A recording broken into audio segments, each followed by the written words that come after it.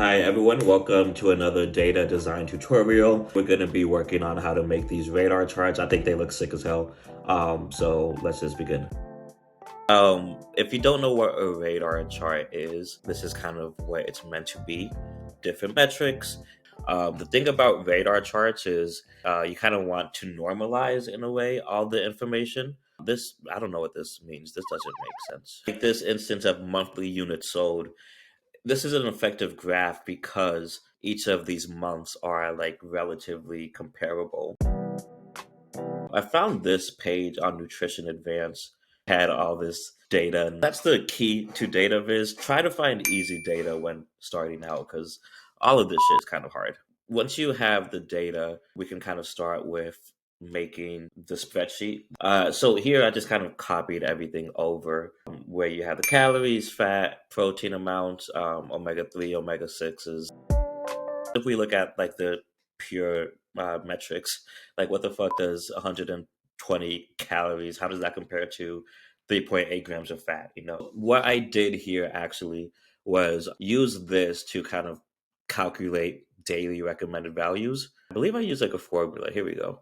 I just chose pretty imprecise values. You can do the homework on your own. I think like I'm 5'10", 180, 190, so I need like 140 grams of protein or something. That's probably not true.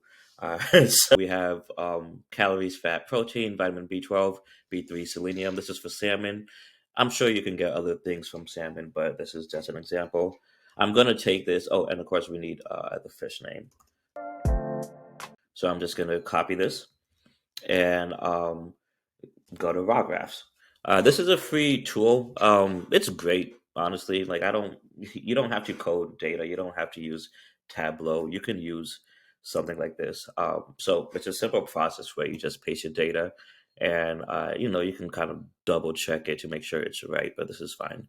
And then from there, you have all these different options of graphs you can make out of the data.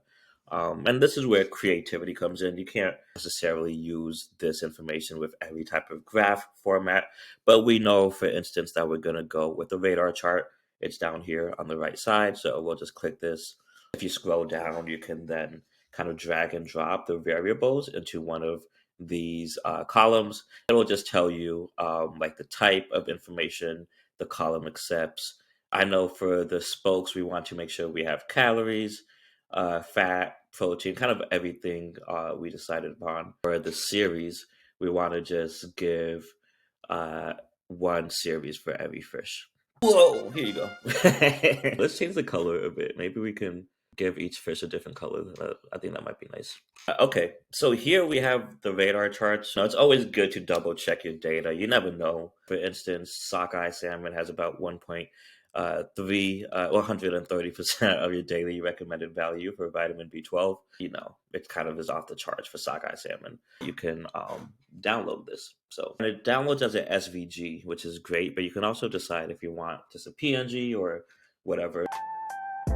From there, you can kind of move it into your tool of choice. I'm going to use Figma. I like Figma. Some people use Photoshop, Illustrator. I don't care. I'm going to drag the file that I just downloaded, the SVG, and you can kind of see radar charts being maintained. The text is a little tricky, so we'll have to edit that as well. But for now, this is a good starting point.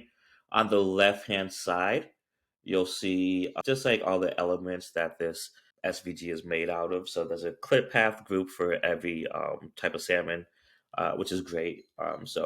But not what I care about. I'm just gonna drag all these. So here we have like these numbers, and also we should probably name each of these. Do that for a second. So sockeye.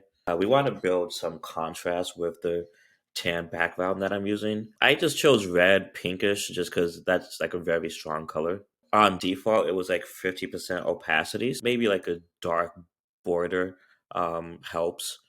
Here, I'll like make this opacity maybe 60% border to something a little darker. And it might dispute the data a little bit, so you don't want to go overboard.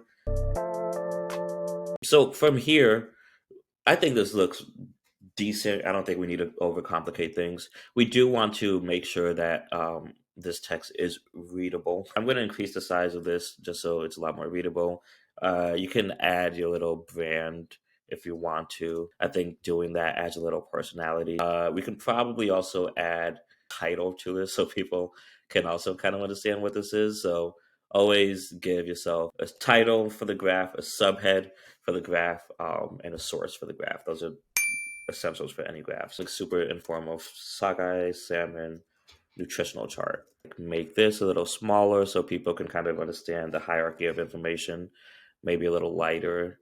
I'm just going to add a border around this just because clear. I'm going to group them.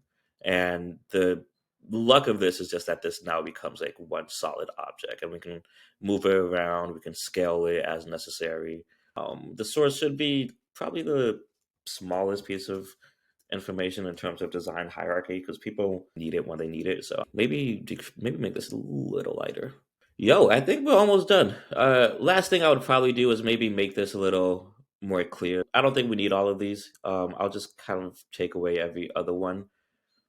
Maybe make them a little more bold, just so whoever's kind of reading this can kind of get a better read on this. So yeah, we have our title, our subhead, we have the graph, and then we have the source. However, if you want to, get extra points, technically you can make a smaller key. You can like point to this maybe if you want, and then you can give this like an arrow, flip it up. Look at that. That's it clean. But you can do something like that where maybe I might make everything left aligned.